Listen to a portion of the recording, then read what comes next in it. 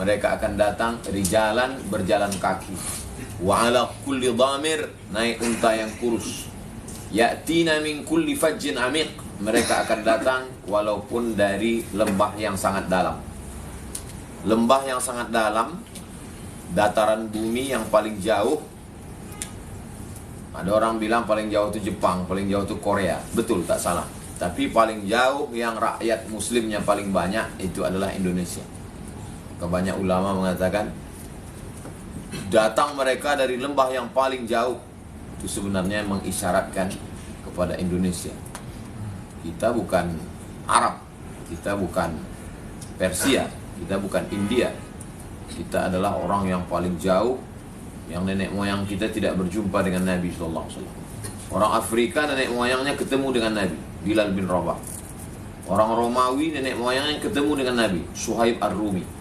Orang Persia nenek moyangnya ketemu dengan Nabi, Salman Al-Farisi. Nenek moyang kita nggak ada ketemu dengan Nabi, tak ada hadis menyebutkan. Tapi isyarat ke tempat itu ada, tempat yang paling jauh. Mestinya kita paling jauh itu tidak dapat hidayah, na'udzubillah. Tapi buktinya jamaah haji terbesar, jamaah umroh terbanyak adalah dari Indonesia. Mudah-mudahan Allah menjaga Indonesia. Sekarang apa yang kita bawa pulang umroh? Itu tema kita. Apa oleh-oleh pulang umroh? Subscribe, like, share, and comment.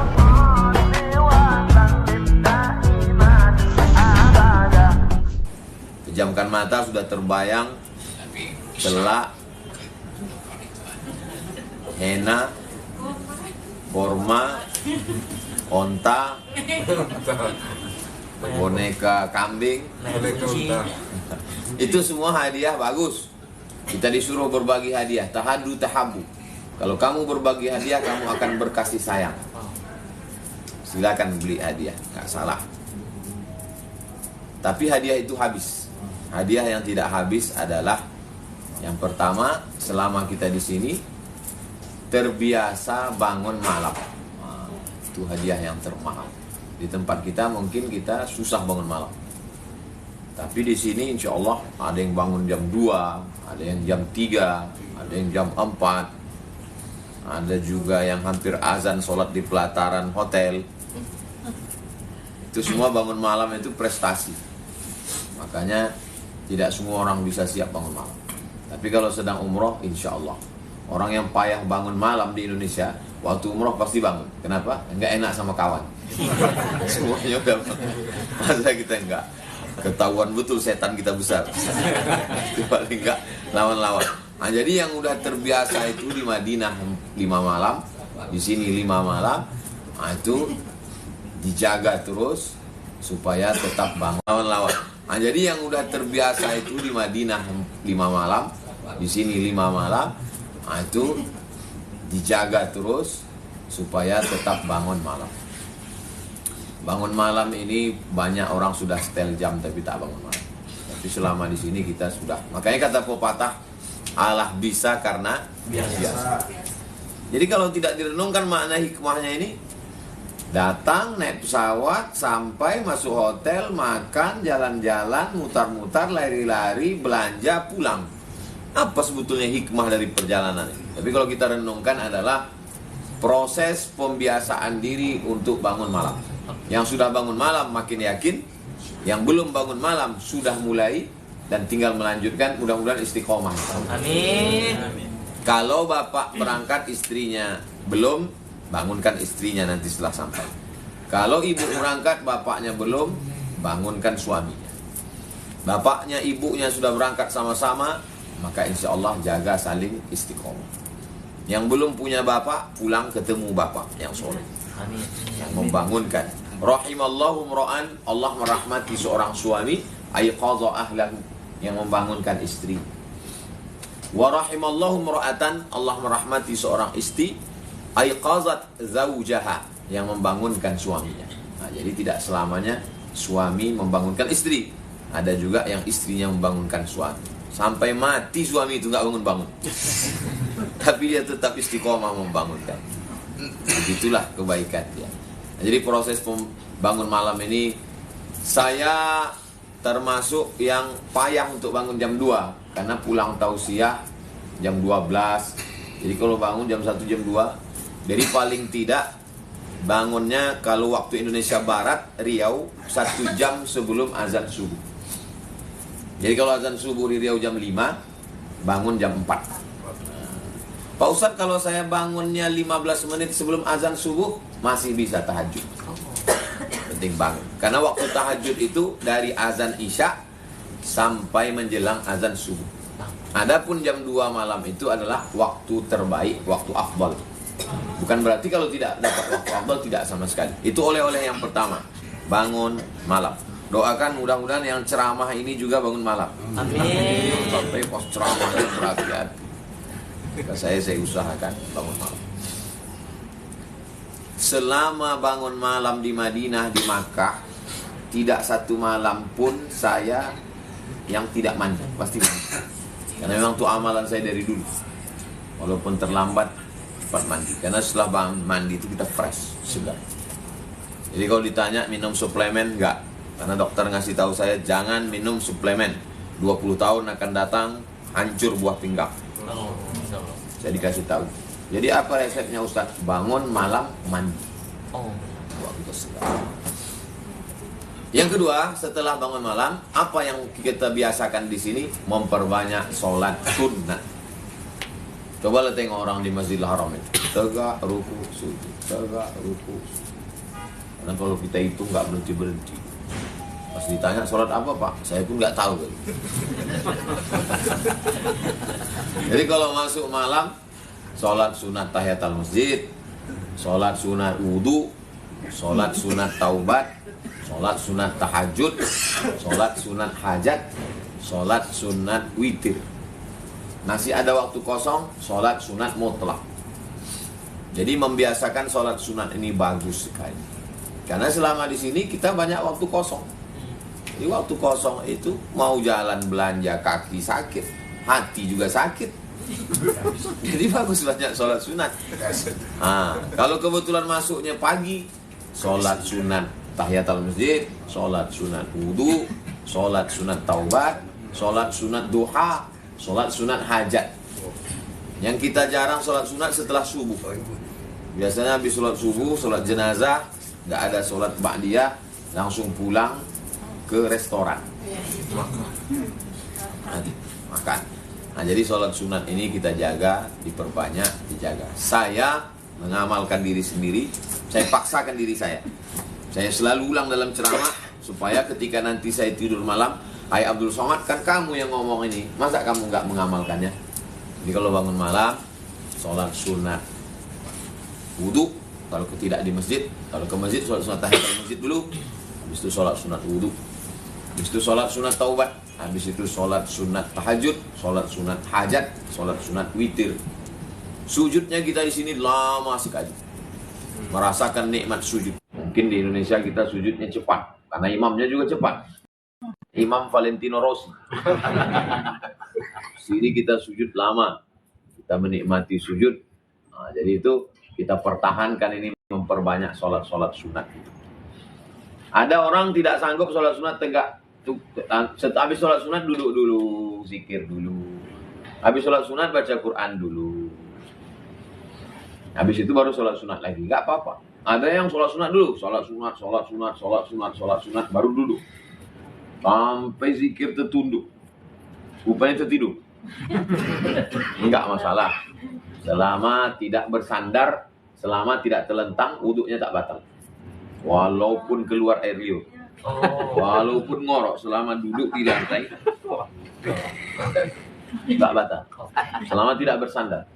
Jadi kalau bersandar, atau terlentang, atau telungkup. Karena ketika dia telungkup, maka terbuka, naik tulang belakang. Atau dia terlentang gitu juga. Selama dia duduk, dalam mazhab Syafi'i kalau duduk itu maka tak keluar angin. Bagaimana kalau ragu Ustaz? Hatta tasma'a sautan au tajida rihan. Jangan kau batalkan sholatmu sampai kau dengar suara atau kau cium bau. Tak terdengar suara, tapi bau luar biasa. Dan rasa-rasanya kenal nih punya siapa. Itulah boleh buat wudhu. Al-yaqinu la yuzalu bisyak. Keyakinan yang kuat tidak bisa dihilangkan oleh keraguan. Jadi kalau yakinnya wudhu, maka kata setan, kau batal. Selama aku duduk, maka tidak. Aduh, kami selama ini asal tidur dikit wudhu, bagus. Wudhunya sunnah. Tajridul wudhu, memperbaharui wudhu. Da'ma yaribuka ila ma la yaribuka. Tinggalkan sesuatu yang meragukanmu kepada sesuatu yang tak meragukan. Bangun malam, sholat sunat. Yang ketiga, baca Quran. Biasanya hampir tiap hari, mungkin di Indonesia baca Quran nunggu orang meninggal, yasinan. Nunggu hari Jumat sore. Tapi di sini setiap masuk masjid pasti buka Quran. Kenapa? Rak Quran ada di depan. Waktu kosong masih panjang, ya buka Quran. Saya baca Yasin pertama untuk almarhum, baca Yasin kedua untuk almarhumah, baca Yasin ketiga untuk almarhum nenek. Belum juga azan, baca lagi Yasin. Malam Jumat baca surat Al-Kahfi. Ini hari Kamis, nanti malam baca surat Al-Kahfi, baca surat Yasin. Hebat lift ini, langsung ke ruang. Masya Allah.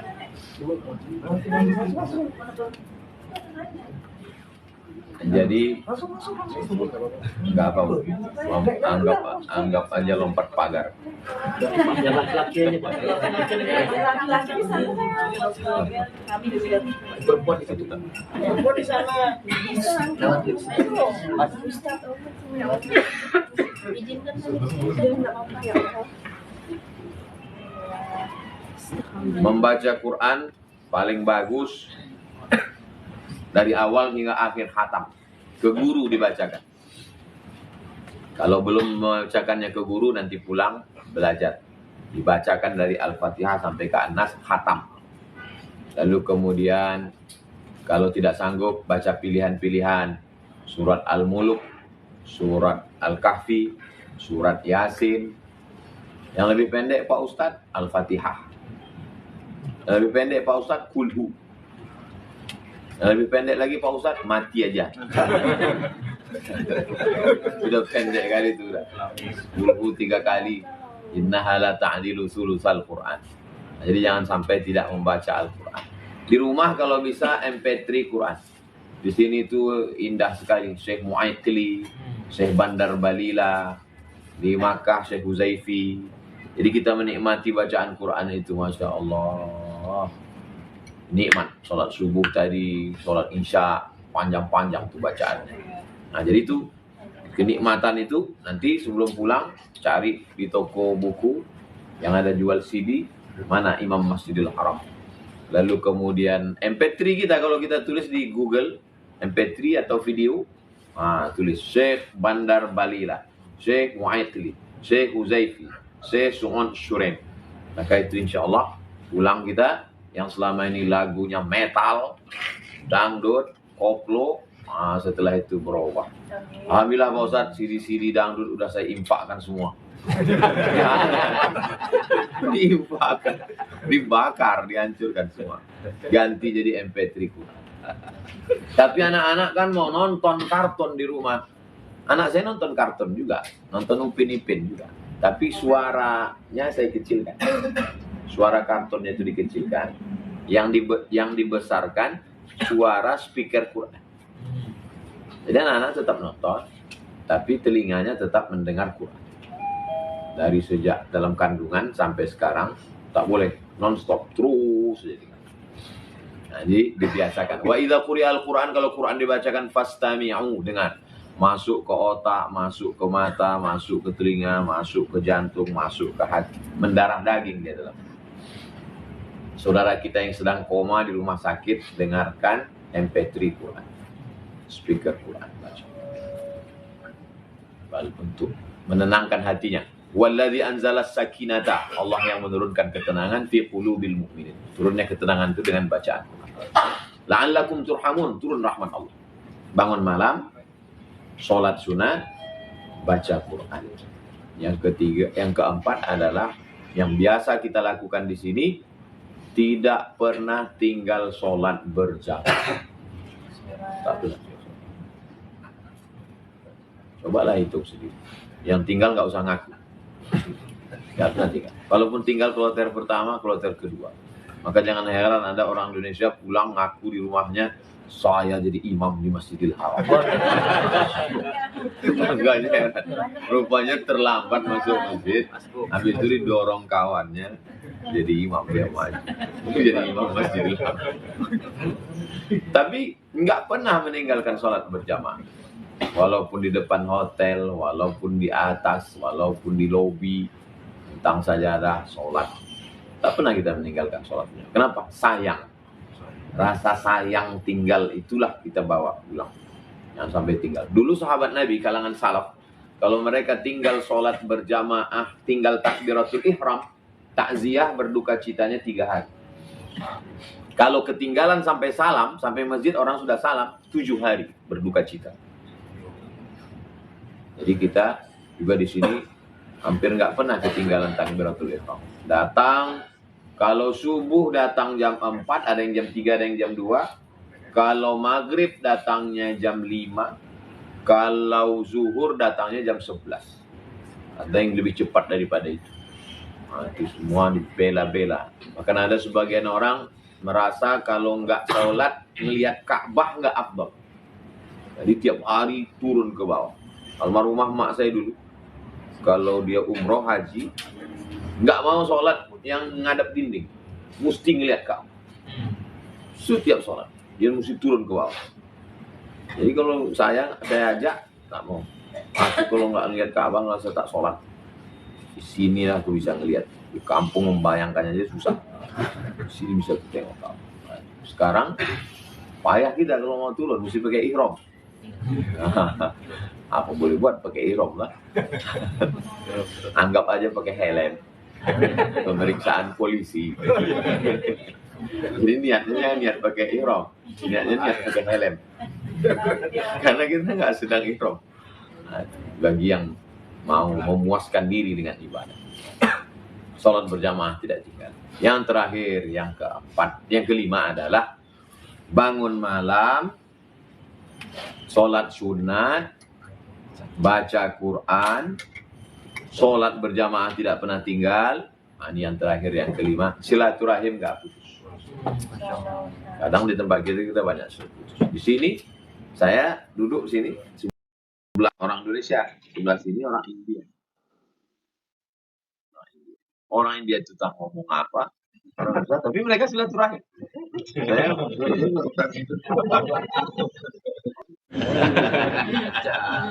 Hebatnya.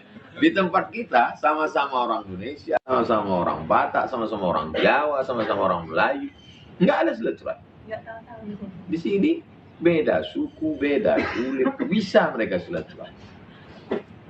Yes, unik itu. Kalau diperhatikan tuh bagaimana mereka bisa duduk bersama, bertanya, salam, berbagi tempat. Insya Allah. Saya pernah waktu di Casablanca, ibu kota Maroko. Pas saya lagi jalan-jalan, ketemu sama orang Maroko. Dia tanya, "Mene, dari mana?" Dia bilang, "Indonesia." "Indonesia." Masya Allah. Saya bilang, "Apa? Masya Allah itu apanya?" Kata dia, "Saya sholat di Masjidil Haram. Udah nggak ada tempat. Tiba-tiba orang Indonesia ini minggir, kasih tempat." Orang Indonesia. Ternyata perbuatan kita yang simple itu bagi mereka itu luar biasa. Terus dia bilang, "Saya sholat sama yang bukan orang Indonesia. Tongkatnya aja saya geser, dia ngamuk." Sampai begitu, berkesan dalam hati dia. Orang Indonesia itu ngasih tempat luar biasa.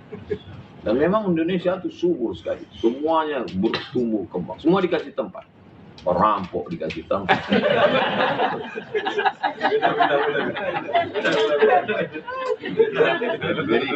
Jadi kebaikan kita ini kita pertahankan. Orang kita ini baik. Silaturahimnya itu nggak putus. Nah, jadi mudah-mudahan apa yang kita lakukan ini kita bawa pulang. Saya yakin dan percaya Bapak Ibu semua pasti ketika datang kemari sendiri Terpikir mau bawa anak, mau bawa istri, mau bawa suami, mau bawa tetangga, mau bawa saudara. Kita biasanya kalau makan enak, yang pertama kita ingat orang paling kita sayang. Begitu juga saat kita melihat Ka'bah dan tawaf, sa'i, yang terpikir kita adalah orang yang paling kita sayang, yang mau kita bawa. Mudah-mudahan Allah kasih kita rezeki dan bisa kita beribadah lagi. Itulah 5 oleh-oleh. Kalau cuma 5 Pak Ustaz, waktu terbatas. Banyak yang lain. Mudah-mudahan kita bisa mengamalkan. Itu yang inti-inti oleh-oleh yang besar-besarnya. Itu yang dapat saya sampaikan. Selama dalam perjalanan ini dari Makkah, tawaf, sa'i, pengajian, Madinah, tentu banyak silap salah, kekurangan saya, ustadz-ustadz, pembimbing, travel. Kami semuanya mohon maaf. Mudah-mudahan Bapak Ibu sudi memaafkan kami. Bersama kita di Makkah, bersama kita di Madinah, bersama kita di Indonesia, mudah-mudahan bersama pula kita di surga Jannatul Firdaus. Ada apa-apa yang mau ditanyakan, nanti WA-kan ke Ustadz. WA-kan ke Ustadz. Nanti mereka menyampaikan ke saya. Saya jawab pakai voice mail, suara. Ustadz ini begini gimana? Ustadz ini gimana? Mereka sampaikan di sini.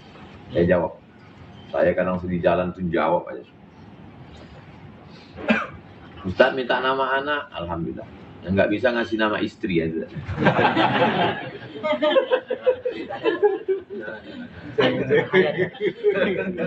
Ada juga yang beberapa minta. Ustadz Indra. Hah? Enggak. Aduh. Terima kasih atas segala perhatian, mohon maaf atas segala kekhilafan. Di tempat yang mulia, tak jauh kita dari Ka'bah, tanah haram yang dimuliakan Allah. Di masa yang mulia, bulan Rabiul Awal. Di tempat yang mulia bersama orang mulia, mudah-mudahan Allah mengabulkan doa-doa kita. Ala hadhihi niyyah, untuk niat yang baik-baik. Al-Fatihah. A'udzubillahi minasyaitonirrajim. Bismillahirrahmanirrahim. Alhamdulillahirabbil alamin. Arrahmanirrahim. Maliki yaumiddin. Iyyaka na'budu wa iyyaka nasta'in. Ihdinas siratal mustaqim. Siratal ladzina an'amta 'alaihim ghairil maghdubi 'alaihim waladdallin. Amin. Allahumma shalli ala sayyidina Muhammad wa ala ali sayyidina Muhammad. Assalamu alayka ya Rasulullah. Ya Rabbi bil Mustafa balligh maqasidana waghfir lana ma madha ya wasi'al karami. Rabbana fir lana dzunubana, ampunkan dosa kami, wali abaina ayah kami, wali ummahatina ibu kami, wali azwajina pasangan hidup kami, wali dzurriyyatina anak cucu keturunan kami, wali ikhwanina saudara-saudara kami, wali ashabina sahabat kawan-kawan baik kami, wali man ahsana ilaina, orang-orang yang pernah berbuat baik untuk kami belum pernah sanggup kami membalasnya, wali man hadarana, semua yang hadir di majelis ini, ampunkanlah dosa kami semuanya ya Allah. Allahumma rzuqna ziyarata baitikal atiq, berikan kami rezeki supaya kami bisa berhaji ke Baitullah, dan bisa kami berumrah bersama keluarga kami ke Baitullah. Allahumma aftah lana futuhal arifin, bukakan pintu hati kami untuk selalu sholat berjamaah, untuk bisa selalu istiqomah bangun malam, untuk melaksanakan sholat-sholat sunat, baca Quran dan berzikir. Allahumma ja'alna minal mutawasilin, jadikan kami orang-orang yang menjaga silaturahim. Allahumma rzuqna rizqan halalan tayyiban mubarakan fi, bukakan untuk kami pintu rezekimu supaya kami bisa berwakaf, berinfak dan bersedekah. Amin. Rabbana hab lana minas shalihin, jadikan anak-anak kami anak-anak yang soleh dan soleh. Allahumma ja'alna minal mutahabbina bijalalik, jadikan kami orang-orang yang berkasih sayang karena Engkau. Amin. Azillana tahta zilli arsyika, nanti ketika kami mati di padang mahsyar kami bernaung di bawah singgasana arasy. Amin ya Allah. Allahumma jma'na ma'al habibil mustafa fi jannatikal ula, sebagaimana kami di Makkah ini bersama, buatlah kami nanti bersama di surga Jannatul Firdaus bersama Nabi Muhammad SAW. Rabbana atina fid dunya hasanah wa fil akhirati hasanah wa qina adzabannar. Wa sallallahu ala sayyidina Muhammad wa ala alihi wa sahbihi wasallam. Walhamdulillahi rabbil alamin. Taqabbalallahu minkum minna wa minkum. Baik, subhanakallahumma wa bihamdika asyhadu an la ilaha illa anta astaghfiruka wa atubu ilaik. Assalamualaikum warahmatullahi wabarakatuh. Waalaikumsalam. Subscribe, like, share, and comment. Sayang,